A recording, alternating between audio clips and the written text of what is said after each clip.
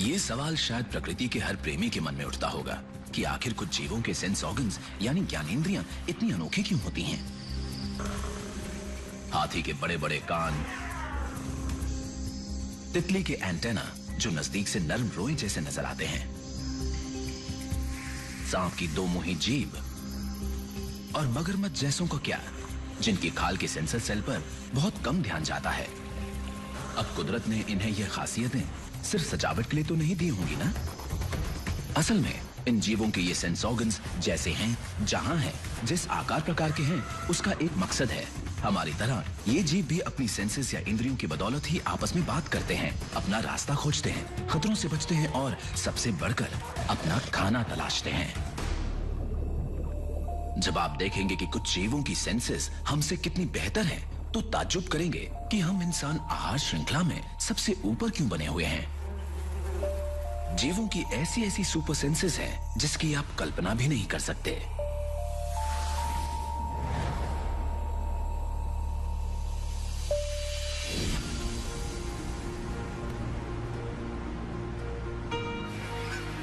Animal super senses में स्वागत है।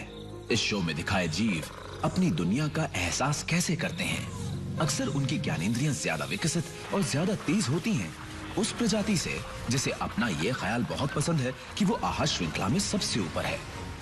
जी हाँ, वो हम इंसान ही हैं। हालांकि जीवन की शुरुआत ही समुद्र से हुई, लेकिन अब इंसान समुद्र में खोजबीन करने के लिए अपने ही उपकरणों की टेक्नोलॉजी पर निर्भर है।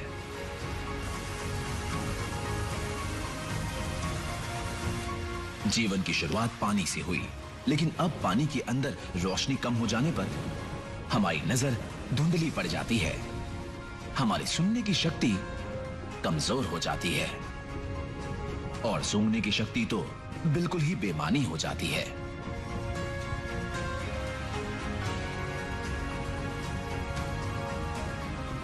अब जरा इस सब की तुलना ताकतवर शिकारी ग्रेट व्हाइट शार्क से करते हैं। ये शानदार शिकारी जीव अपने समुद्री परिवेश के हर नजारे, ध्वनि, गंध, केमिकल और इलेक्ट्रिकल संकेत को पहचानता है। इस एपिसोड में आगे देखिए ग्रेट व्हाइट को नजदीक से।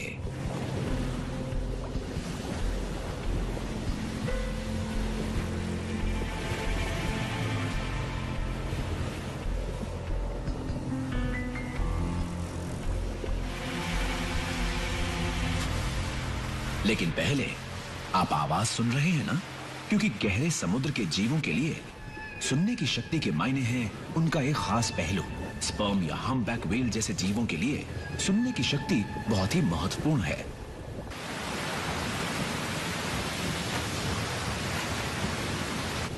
गहरे पानी में रोशनी धुंधली या कम हो जाती है, इसलिए जिंदा रहने के लिए देखने की शक्ति का महत्व कम हो जाता है।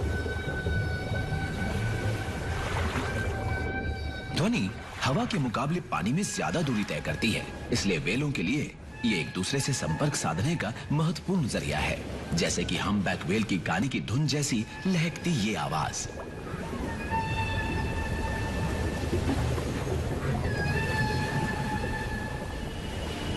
हम्पबैक व्हेलें सिटेशियन फैमिली की सदस्य हैं, जिसमें व्हेलें, डॉल्फिनें और पॉपस भी शामिल हैं। इन सभी की सुनने की शक्ति पूरी तरह विकसित है।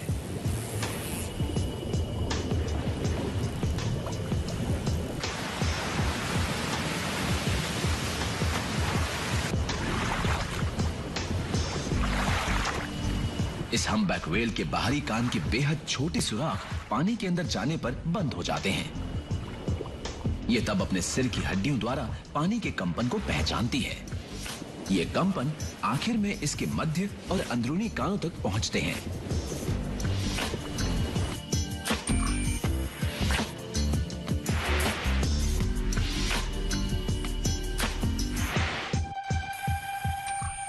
हैरानी की बात यह है कि व्हेल के पूर्वज दरअसल जमीनी जीव थे।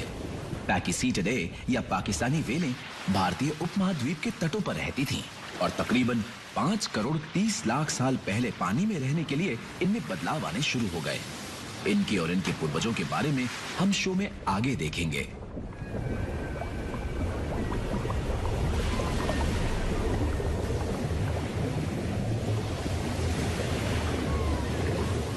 पहले हम बात करते हैं सुनने की शक्ति के बारे में। ये ध्वनि के कंपन को महसूस करने की क्षमता है। पानी के अंदर ध्वनि या कंपन दरअसल एक ही चीज है। ये कोरल ट्रायंगल का नजारा है। ये मलेशिया, फिलीपींस, इंडोनेशिया और ईस्ट टिमोर के आसपास का ट्रॉपिकल समुद्री इलाका है। इसे ट्रॉपिकल जन्नत कहने की कई वजह हैं। इसे अमेज़न ऑफ द सीज भी कहा जाता है।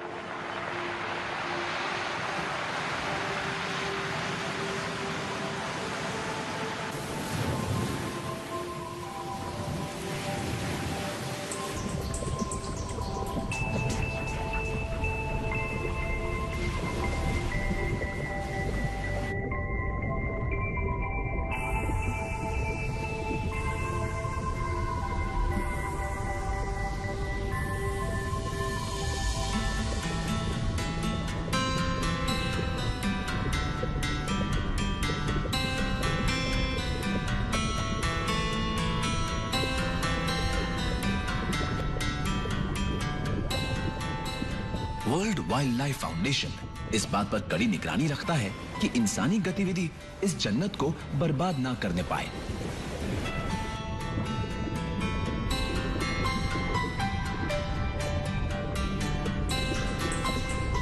कोरल ट्रायंगल को घर कहने वाली अनगिनत प्रजातियों में से एक है सेफेलोपॉड।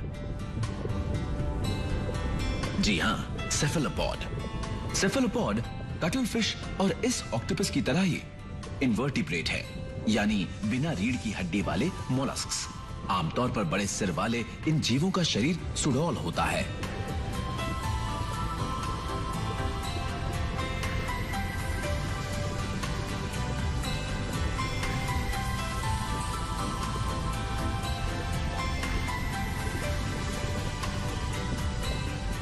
एक सदी से भी ज्यादा ये चर्चा चल रही है कि क्या इन जीवों में सुनने की काबिलियत है। और अब सबकी इस पर एक राय है। कुछ का मानना है कि ये या तो द्रव्य से भरी स्टैटोसिस्ट कहलाने वाली अपनी खास थैली द्वारा सुनते हैं, जिस पर संवेदनशील रोए होते हैं और जो इन्हें अपना संतुलन बनाए रखने में भी मदद करती है, या फिर ये अपनी लैटरल लाइनों द्वारा सुन सकते हैं, जो कि मछलियों में भी पाई जाती हैं। मछलियों पर जो लाइनें नजर आती हैं, उन पर वो सेंसिटिव ऑर्गन होते हैं जो दबाव और कंपनों को पहचानते हैं। आप जितनी कल्पना कर सकते हैं, कोरल ट्रायंगल में उससे कहीं ज्यादा मछलियां हैं और वो आपकी आवाज सुन सकती हैं, क्योंकि ये बात तो किसी गोल्डफिश का मालिक भी बता सकता है कि खतरे वाली किसी भी आवाज को सुनकर मछलियां घूमकर सी आकार बना लेती हैं और अपना सिर विपरीत दिशा में कर लेती हैं। तो मछली गोल्डफिश पोल में हो या फिर कोरल ट्रायंगल में, हम ये जानते हैं कि वो सुन सकती है, लेकिन किस तरह सुनती है, इस पर वैज्ञानिकों की राय एक नहीं है। दो मुख्य सिद्धांत हैं। मछलियों के शरीर की डेंसिटी तकरीबन पानी जितनी ही होती है, जिसके मायने ये हैं कि ध्वनि उसके शरीर में से गुजरती है। लेकिन मछली के अंदरूनी कान में हड्डियां होती हैं, जिन्हें ओटोलिथ कहते हैं। ये हड्डियां पानी और मछली के शरीर दोनों से ज्यादा सघन होती हैं। इसके मायने हैं कि इन हड्डियों की हरकत की रफ्तार बाकी शरीर और ध्वनि की तरंगों से कम होती है। इसका नतीजा ये होता है कि ओटोलिथ हड्डियों और मछली के शरीर के बाकी हिस्से की रफ्तार के बीच का फर्क इसके अंदरूनी कान पर स्थित रोएदार सेंसर को हिला देता है। रफ्तार का ये फर्क ही मछलियों के लिए आवाज है।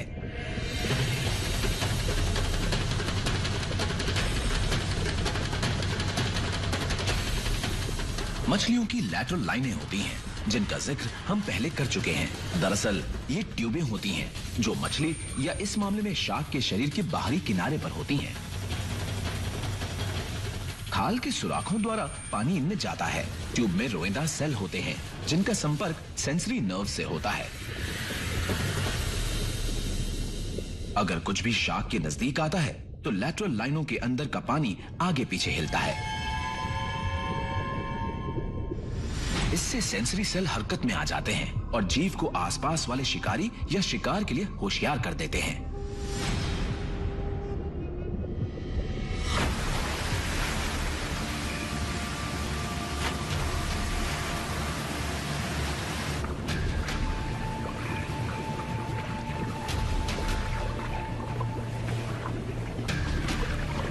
जब हम जीवों की सुपर सेंस की बात करते हैं तो शार्क से ज्यादा कोई और जीव इस पर खरा नहीं उतरता।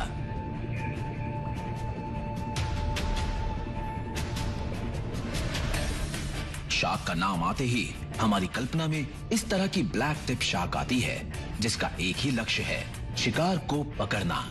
ये बेखौफ और बेरहम शिकारी हैं। इनका आकार इनकी खासियत है।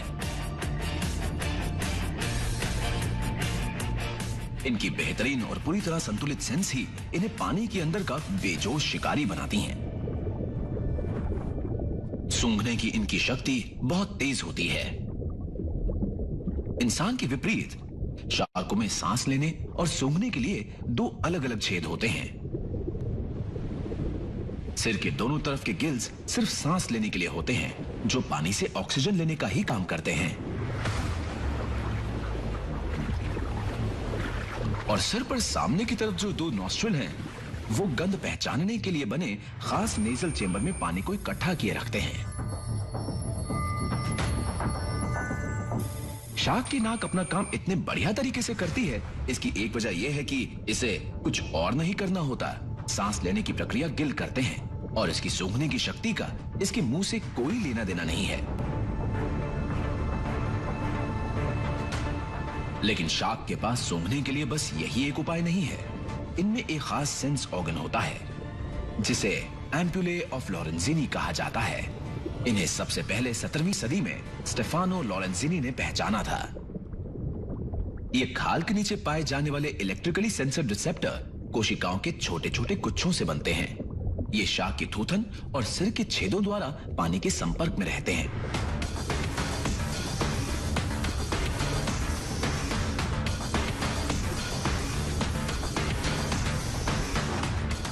दरअसल एम्पुले ऑफ लॉरेंजिनी शार्क को इलेक्ट्रो रिसेप्शन के लिए तैयार कर देता है। और इलेक्ट्रो रिसेप्शन के मायने हैं कि शार्क दूसरे जीवों द्वारा बनाए बायोइलेक्ट्रिक फील्ड को महसूस कर सकती है और फिर अपने शिकार को ढूंढने में उसका इस्तेमाल करती है।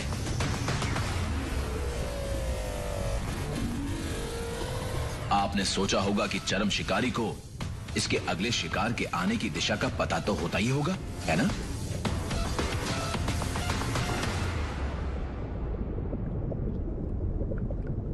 कोरल ट्रायंगल के समुद्र में ब्लैक टिप शार्कों के साथ दूसरे सेटेशियन जीव जैसे कि स्पर्म व्हेल भी पाई जाती हैं।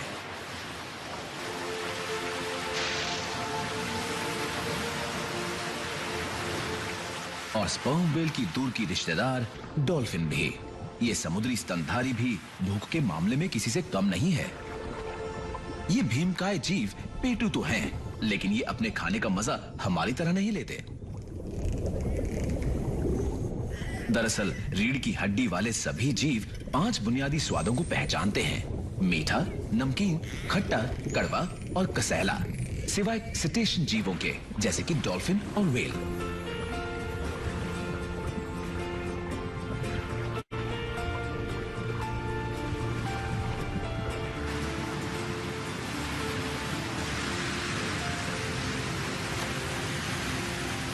शोध से पता चला है कि इन्होंने अपने विकास के दौरान नमक को छोड़कर बाकी सब स्वाद पहचानने की काबिलियत को खो दिया है। वैज्ञानिकों का मानना है कि ऐसा तकरीबन 5 करोड़ 30 लाख साल और 3 करोड़ 60 लाख साल पहले के बीच हुआ, जब व्हेल के पूर्वज पाकिसीटिडे ने खुद को समुद्र के अनुकूल किया, और 3 करोड़ 60 लाख साल पहले जब वो 2 ग्रुपों टूथ और बेलिन व्हेलों में बंट गईं। वैसे भी अगर आप खाने को चबाए बिना निगलते हैं तो स्वाद का ना मालूम पड़ना कोई बड़ा नुकसान नहीं है। पानी के अंदर देखने के बारे में क्या ख्याल है? आपको बस करना यह है कि अपने सिर को कुछ मिनट के लिए पानी में डुबाए रखिए और आपको पता चल जाएगा कि हमारी आंखें पानी में देखने के लिए नहीं बनी हैं। जी हाँ, इनका विकास हवा में देखने के लिए हुआ है। पानी में हर चीज धुंधली है ना? क्योंकि प्रकाश की किरणें जब एक माध्यम से दूसरे माध्यम में यानी हवा से पानी में पहुंचती हैं, तो मुड़ जाती हैं। पानी प्रकाश को दोबारा तकरीबन उसी डिग्री पर भेजता है जिस पर इंसान की आंख का कॉर्निया भेजता है, जिसकी वजह से फोकस करने की हमारी शक्ति खत्म हो जाती है। मछलियां अपनी ज्यादा गोल आकार की आंखों की वजह से पानी में फोकस कर पाती हैं। कई मामलों में ये स्पेक्ट्रम के ज्यादा रंगों को देख पाती हैं, जिनमें अल्ट्रावायलेट लाइट भी शामिल है। प्रकाश की किरणें जैसे जैसे गहराई में पहुंचती हैं, रंग फीके और धूमिल होने लगते हैं।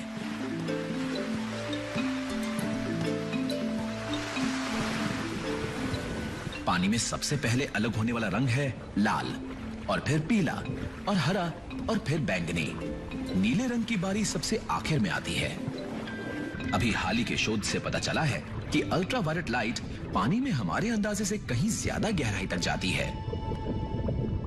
क्या बहुत सी मछलियों के इतना रंगीन होने की वजह यही है? समुद्र की गहराई में हम इंसानों को उनके रंग ना भी दिखाई दें, तो भी अल्ट्रावायलेट नजर रखने वाली मछलियों के लिए ये जीव चमकदार और खूबसूरत है।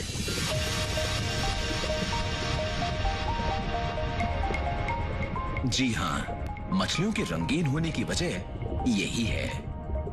कोरल रीफ की बहुत सी मछलियां रंग बिरंगे चमकदार रंगों की ही होती हैं।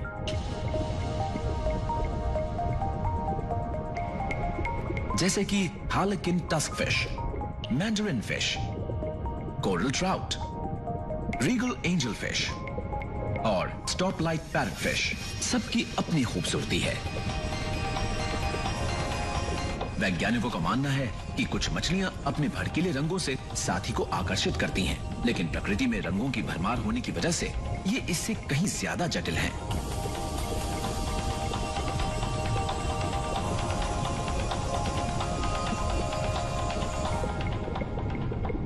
कुछ मछलियां चेतावनी देने के लिए भी रंगों का इस्तेमाल करती हैं, पीछे हटने या दूर रहने की चेतावनी। जैसे कि माना जाता है कि लायन फिश अपने चमकदार रंग से दूसरे जीवों को यह बताती है कि उससे दूर रहने में ही भलाई है, खासकर उसके बेहद विषैले कांटों से।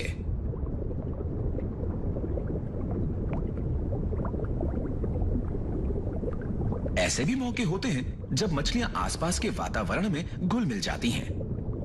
इसे क्रिप्टिक कलरिंग कहते हैं, और इस खासियत से मछलियों की कुछ प्रजातियां खुद को वातावरण में ढाल लेती हैं।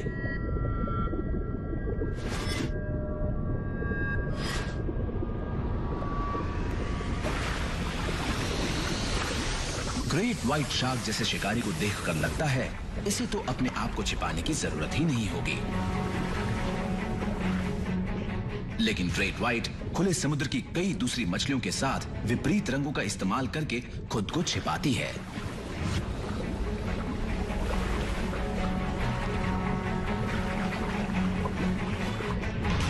पानी के अंदर की सबसे ज्यादा अनोखी और सबसे ज्यादा असरदार क्षमता है इकोलोकेशन, यानी प्रतिध्वनि की अवस्था। जैसे कि नाम से ही पता चल रहा है, प्रतिध्वनि की वजह से जीव का पता चल जाता है। इसे सोनार भी कहा जाता है, जिसका इंसान ने शोध करके उपयोग भी कर लिया है, जैसे कि पनडुब्बियों में और समुद्री युद्ध में। ये वो प्रणाली है जिसमें पानी के अंदर चीजों को ढूंढने के लिए ध्वनि कंपन छोड़े जाते हैं, और फिर उनके लौटने पर उन्हें ढूंढकर और नापकर ये पता लगाया जाता है कि कौन सी चीज कितनी बड़ी है और कहां है। इसे आवाज से जांचना कहा जा सकता है, क्योंकि दरअसल ये वही है। डॉल्फिन हमेशा ही इकोलोकेशन का इस्तेमाल करती हैं। सभी टूथ व्हेलों की तरह ही डॉल्फिनों की जबड़ों में भी एक खास तरह की चर्बी होती है, जो समुद्र से ध्वनि की तरंगों को उनके कानों तक पहुंचाती है।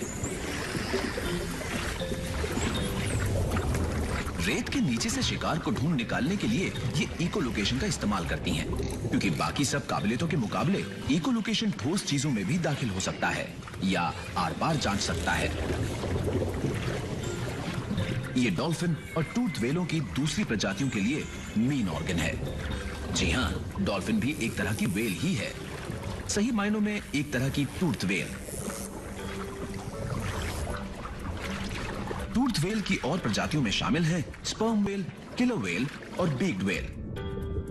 ये सभी जीव समुद्र में एक दूसरे से संपर्क साधने और शिकार ढूंढने के लिए सोनार या इकोलोकेशन का इस्तेमाल करते हैं।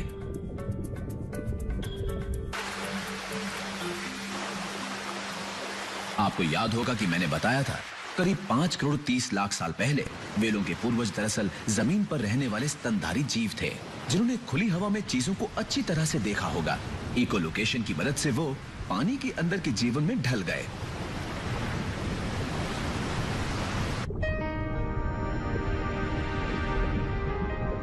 ज्यादातर जीवों के लिए ऊंची ऊंची लहरों वाले विशाल खुले समुद्र में आगे बढ़ना कोई आसान काम नहीं है, लेकिन सी टर्टल को चुनौती का सामना करना ही पड़ता है।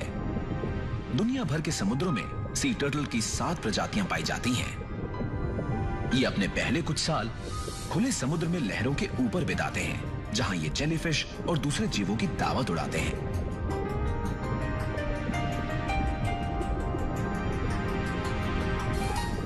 लेकिन प्रजनन के लिए इन्हें तट पर जाना पड़ता है,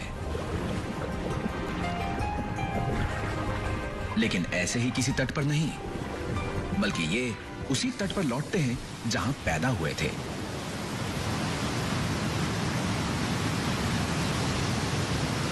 उसी तट पर ये कैसे लौटते हैं, इस पर अब भी बहस जारी है, लेकिन माना जाता है कि ये धरती के मैग्नेटिक फील्ड का इस्तेमाल करते हैं और सूंघने की इनकी काबिलियत भी इसमें इनकी मदद करती है। साउथ अमेरिका के इस तट पर एक ऑलिव रिडली टर्टल धीरे धीरे तट पर बढ़ रहा है। दरअसल ये एक वयस्क मादा है जो अंडे देने वाली है।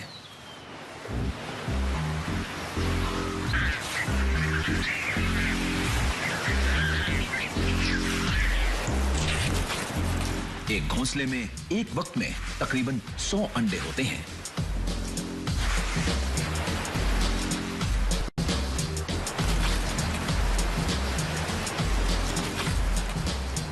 अंडों को रेत में दबाने के बाद वयस्क मादा समुद्र में लौट जाती है। करीब 45 दिन बाद अंडों से निकले ये नन्हे शिशु अपना खतरनाक सफर शुरू करते हैं। इन्हें हर हाल में पानी तक पहुंचना है, लेकिन कछुओं की दावत का मजा लेने वाले गिद्ध यहां गश्त लगा रहे हैं।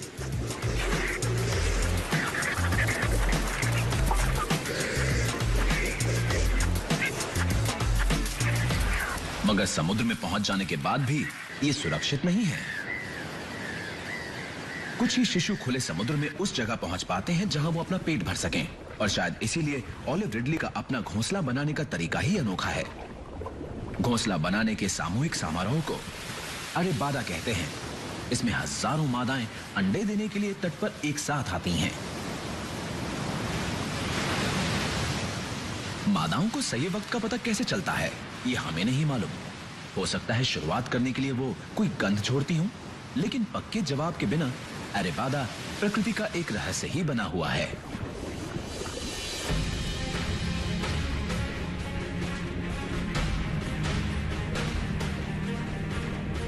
एनिमल सुपर सेंसेस के इस एपिसोड में समुद्र के खजाने को दिखाने के लिए हम आपको सतह से 7 समुद्र की गहराई तक ले गए। हमने जाना कि समुद्री दुनिया की अथाह सुंदरता को कोरल रीफ की नन्ही मछलियों से लेकर ताकतवर स्पर्म व्हेल कैसे सुनती हैं। आप ये जानकर चौंक जाएंगे कि हमारे पूर्वज पानी से बाहर क्यों आए। ये जानने के लिए अपनी सभी ज्ञानेंद्रियों के साथ जरूर देखिएगा एनिमल सुपर सेंसेस का अगला एपिसोड।